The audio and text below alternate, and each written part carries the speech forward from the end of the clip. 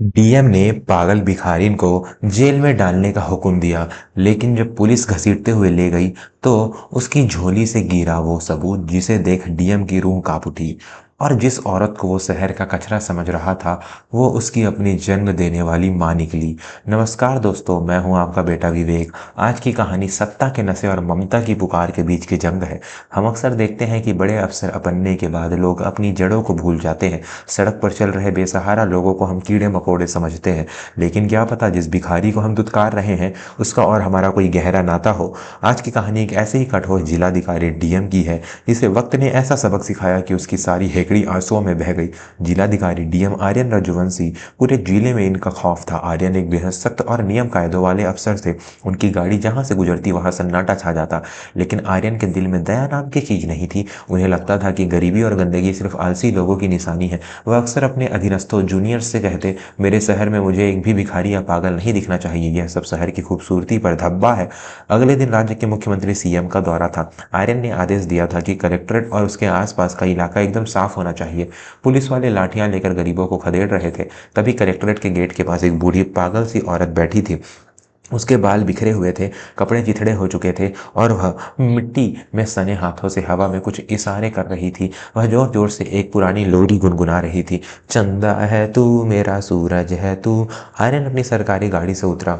उसकी नज़र उस औरत पर पड़ी। उसे देखते ही आर्यन का खून खौल गया। सीएम साहब आने वाले हैं और यह गंदगी यहाँ बैठी है। आर्यन गुस्से में तमतमाता हुआ उस औरत के पास गया। ए बुढ़िया, तुझे दिखाई नहीं देता यहाँ साहब आने वाले हैं? हट यहाँ से। आर्यन ने अपनी बूट की ठोकर से उस औरत का मिट्टी का कटोरा फोड़ दिया।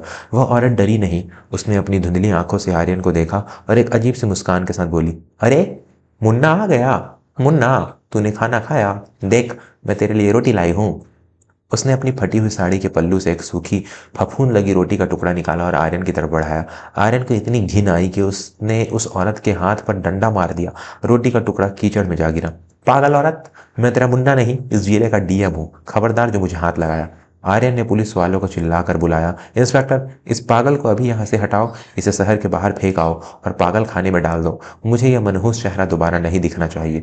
दो हट्ठे कट्टे पुलिस वाले आए और उन्होंने उस बूढ़ी औरत को बाहों से पकड़कर घसीटना शुरू कर दिया। वह औरत चिल्लाने लगी, नहीं, मेरा मुन्ना भूखा है, मुझे जाने दो, मेरा लड्डू इंतजार कर रहा है। दोस्तों जरा सोचिए, एक माँ जो अपना मानसिक संतुलन खो चुकी है, उसे भी सिर्फ अपने बच्चे की भूख की चिंता है, और एक बेटा जो पद के नशे में इतना अंधा हो चुका है कि उसे एक माँ की ममता में गंदगी दिख रही है। क्या आज हम इतने पत्थर दिल हो गए हैं? अगर आप मानते हैं कि हर माँ का सम्मान होना चाहिए, चाहे वो अमीर हो या भिखारी, तो अभी इस चैनल को सब्सक्राइब करें और लाइक बटन दबाएं। आपका एक लाइक इस पागल माँ के लिए श्रद्धांजलि होगा। पुलिस वाले उसे घसीटते हुए जीप की तरफ ले जा रहे थे। वो औरत लगातार आर्यन की तरफ हाथ बढ़ा रही थी। तभी हाथापाई में उस औरत की पुरानी मैली पोटली झोली फट गई। उस पोटली से कुछ सिक्के, सूखे फूल और एक छोटी सी चांदी की डिब्बी सड़क पर गिरकर लुढ़कती हुई सीधे डीएम आर्यन के जूतों के पास आ रुकी। चांदी की डिब्बी का ढक्कन खुल गया। आर्यन ने पहले तो उसे ठोकर मारने के लिए पैर उठाया, लेकिन तभी उसकी नज़र उस डिब्बी के अंदर रखी चीज पर पड़ी। वहां एक छोटी सी काले सफेद रंग की पुरानी तस्वीर थी और एक तांबे का कड़ा था जिस पर गुड्डू लिखा था। जैसे ही आर्यन ने वह तस्वीर देखी, उसके पैरों तले से जमीन खिसक गई, मानो आसमान टूट पड़ा हो। उसका पूरा शरीर सुन्न पड़ गया। दोस्तों, अब जो मैं आपको बताने जा रहा हूँ वो इस कहानी का सबसे दर्दनाक और चौंकाने वाला सच है। यह वो पल है जब कुदरत अपना खेल दिखाती है। मैं आपका बेटा विवेक ऐसी सच्ची घटनाओं पर आधारित कहानियां बहुत मेहनत से आपके लिए तैयार करता हूँ, लेकिन सच कहूँ तो दोस्तों, कभी कभी आर्थिक जिम्मेदारियां मेरी इस जुनून के आड़े आ जाती हैं। मुझे अपने परिवार और इस चैनल को चलाने के लिए आपके सहारे की सख्त ज़रूरत है। अगर आपको मेरी मेहनत की सच्चाई दिखती है और आप चाहते हैं कि मैं ऐसे ही सच को सामने लाता रहूं, तो कृपया नीचे दिए गए सुपर थैंक्स बटन के जरिए या चैनल की मेंबरशिप लेकर मेरी मदद करें। आपका 40 या 100 रुपए का योगदान मेरे लिए लाखों के बराबर है। जो साथी सक्षम है उनसे मेरी हाथ जोड़कर विनती है कि वो जरूर आगे आएं। आर्यन ने कांपते हाथों से वो तस्वीर उठाई। वो तस्वीर किसी और की नहीं बल्कि खुद आर्यन के बचपन की थी, और वो कड़ा आर्यन के बचपन का था जो 20 साल पहले कुंभ के मेले में खो गया था। आर्यन के दिमाग में फ्लैशबैक चलने लगा। 20 साल पहले कुंभ के मेले में भगदड़ मची थी। आर्यन, जिसका बचपन का नाम गुड्डू था, अपनी माँ का हाथ छोड़कर भीड़ में खो गया था। उसे एक अनाथालय ने पाला और फिर एक अमीर परिवार ने गोद ले लिया, लेकिन उसकी असली माँ सावित्री देवी, वो उसी मेले में पागलों की तरह अपने गुड्डू को ढूंढती रही। आर्यन की आंखों के सामने अंधेरा छा गया। जिस औरत को उसने अभी पागल और मनहूस कहा था, जिसे उसने डंडा मारा, वो कोई और नहीं, उसकी अपनी जन्म देने वाली माँ थी। वो माँ जिसने 20 साल से उस फटी हुई पोटली में अपने बेटे की निशानी संभाल कर रखी थी, इस उम्मीद में कि एक दिन उसका गुड्डू मिलेगा। आर्यन पागलों की तरह चिल्लाया, रुको, छोड़ो उन्हें। वह अपनी पूरी ताकत से दौड़ा और पुलिस वालों को धक्का देकर हटा दिया। आर्यन घुटनों के बल कीचड़ में गिर पड़ा और उस बूढ़ी औरत के चरणों में अपना सिर रख दिया। माँ! आर्यन की चीख ने पूरे कलेक्ट्रेट को हिला दिया।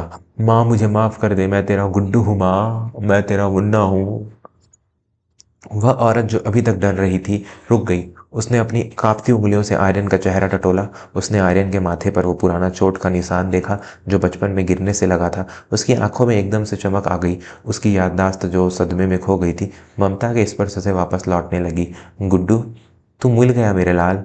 उसने रोते हुए आर्यन को गले लगा लिया। तूने खाना खाया? तू बहुत दुबला हो गया है रे। आर्यन जो एक सख्त डीएम था, आज एक छोटा बच्चा बनकर फूट फूट कर रो रहा था। उसने अपनी जेब से रुमाल निकाला और अपनी माँ का गंदा चेहरा साफ किया। वहां खड़े पुलिस वाले, कर्मचारी और पब्लिक, सबकी आंखों में आंसू थे। आर्यन ने इंस्पेक्टर को डांटते हुए कहा, खड़े क्या हो? यह कोई भिखारी नहीं, इस डीएम की माँ है, राजमाता है ये। जल्दी से गाड़ी का दरवाजा खोलो। आर्यन ने खुद अपनी माँ को गोद में उठाया और अपनी लाल बत्ती वाली गाड़ी की पिछली सीट पर बैठाया, जिस सीट पर बड़े बड़े मंत्री बैठते थे। आज वहां एक फटी साड़ी वाली माँ बैठी थी। आर्यन ने माँ के वो पैर अपने हाथों से दबाए जिन पर उसने डंडा मारा था। माँ, मुझे सजा दो, मैंने तुझे बहुत दुख दिया, मैं नरक में जाऊंगा। माँ ने उसके सिर पर हाथ फेरा और बोली, पगले, माँ कभी अपने बच्चों से नाराज नहीं होती है क्या? तू अफसर बन गया, मेरे लिए यही बहुत है। उस दिन आर्यन अपनी माँ को लेकर अपने बंगले गया। उसने खुद उन्हें नहलाया, नए कपड़े पहनाए और अपने हाथों से खाना खिलाया। जिस शहर को वो साफ करना चाहता था, उस शहर की सबसे बड़ी दौलत उसे मिल चुकी थी। निष्कर्ष, दोस्तों, यह कहानी हमें सिखाती है कि हम चाहे कितने भी बड़े आदमी न बन जाएं, लेकिन अपनी जड़ों, अपने माँ बाप से बड़े कभी नहीं हो सकते। यह पद, पैसा, प्रतिष्ठा सब यही रह जाएगा, लेकिन माँ का आशीर्वाद लोक और परलोक दोनों में काम आएगा। कभी भी किसी गरीब या बेसहारा को अपमान मत करना, क्योंकि ना जाने किस रूप में नारायण मिल जाए या किस रूप में आपको आपकी खोई हुई तकदीर मिल जाए। जाते जाते एक सवाल, क्या आर्यन को माफ़ किया जा सकता है? अपनी राय कमेंट में जरूर दें। और हाँ, मेरे प्यारे परिवारजनों, अगर आप चाहते हैं कि मैं अगली कहानी सौतेली माँ का अत्याचार या दहेज के लिए जलाई गई बहू पर बनाऊं, तो अभी मेंबर्स ओनली कमेंट सेक्शन में जाकर मुझे बताएं या फिर सुपर चैट के जरिए अपना सुझाव भेजें। मैं वादा करता हूँ अगली कहानी आपकी फरमाइश पर होगी। तब तक के लिए अपनी माँ का ख्याल रखें। जय हिंद, जय भारत।